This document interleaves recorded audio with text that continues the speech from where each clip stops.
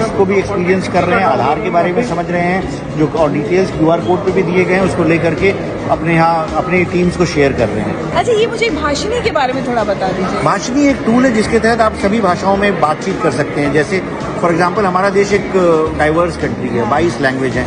मैं तमिलनाडु में जाता हूँ, मुझे तमिल नहीं आती है, तो मैं वहाँ के किसी तमिल हिंदी न जानने वाले से कैसे बात करूँ। तो ये हमने एक भाषिणी ऐप बनाया है जिसमें स्पीच टू स्पीच ट्रांसलेशन होता है, स्पीच टू टेक्स्ट होता है। तो मैं हिंदी में बोलूँगा और सामने वाला बंदा तमिल में सुनेगा, वो तमिल में बोलेगा, मैं हिंदी में सुनूंगा। और इसी तरह 2200 लैंग्वेज में ये पॉसिबल हो गया है। 2200 भाषाएं, 2200 भाषाओं में ये बनाया गया है, ट्रांसलेशन हो सकता है और हमको बस बोलना है और वो इमीडिएट ट्रांसलेट हो जाता है। और साथ में G20 के लिए हमने G20 की भाषाओं को भी इंटीग्रेट कर लिया है। जैसे इंडोनेशियन है, जापानीज है, स्पेनिश, फ्रेंच, रशियन। तो बहुत सारे डेलीगेट्स आज आए जिन्होंने इसको एक्सपीरियंस किया कि हमारे पत्रकार हिंदी में बात कर रहे थे, वो जापानी में बात कर रहे थे और आपस में संवाद हो रहा था। इसके अलावा जो एक जुगलबंदी ऐप बनाया गया, इसमें देखिए वो रशियन में उसने सवाल पूछा वॉइस पे और G20 के बारे में उसको रशियन में जवाब मिल गया। तो ये ऐप है जो व्हाट्सएप पे चलता है, आपको बस एक वॉइस नोट भेजना है कि G20 के प्रमुख डिसीजंस क्या हैं और आपको मिल जाएगा। आप पूछना चाहो तो गुजराती, मराठी, इंडियन लैंग्वेज में पूछो या किसी भी G20 लैंग्वेज में पूछो। तो ये ऐप एंड्रॉइड और iOS दोनों पर है? ये व्हाट्सएप पे है, एक व्हाट्सएप का नंबर है, उस पे आप वॉइस नोट भेजना है, उसके ऊपर चल जाता है। टेलीग्राम पे है, टेलीग्राम पे आप वॉइस नोट भेजिए और वॉइस पे जवाब मिल जाता है।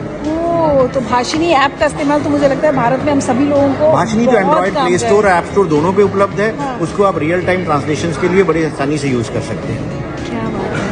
तो अभी सारे व्यूअर्स को आप आज अभिषेक जी क्या कहना चाहेंगे, हमारे जो अभी सिर्फ वर्चुअली इस सबको देख रहे हैं एग्जिबिट को? मैं बस यही कहना चाहूंगा कि जो G20 का थीम है, one worth, one family, one future, और अगर हमको पूरे दुनिया को जोड़ना है तो डिजिटल टेक्नोलॉजीज इसमें एक अहम रोल प्ले करेंगी टू यूनाइट द वर्ल्ड। और जैसे हम कहते हैं ग्लोबल विलेज, तो अगर हमको वन अर्थ, वन फैमिली और वन फ्यूचर को चरितार्थ करना है तो digital transformation projects will play a big role in helping to achieve this. और इसमें बहुत इंपॉर्टेंट बात है कि भारत इसमें बहुत एक लीडर वाला रोल फॉलो कर रहा है, ना कि फॉलोअर वाला। नहीं, इसमें इनफैक्ट सारे दुनिया के दोस्त जानते हैं कि हमारे यहाँ जैसे फॉर एग्जांपल कोविड का वैक्सीनेशन हुआ तो डिजिटल हुआ पूरा, सारे लोगों को सर्टिफिकेट्स मिल गए। और अगर हम नहीं करते तो 100 करोड़ के देश में लोगों को याद दिलाना कि कौन सा वैक्सीन लिया था, कोविशील्ड लिया था, कोवैक्सीन लिया था, अगला डोज 28 दिन के बाद लेना है कि 84 दिन के बाद लेना है, लोग भूल जाते।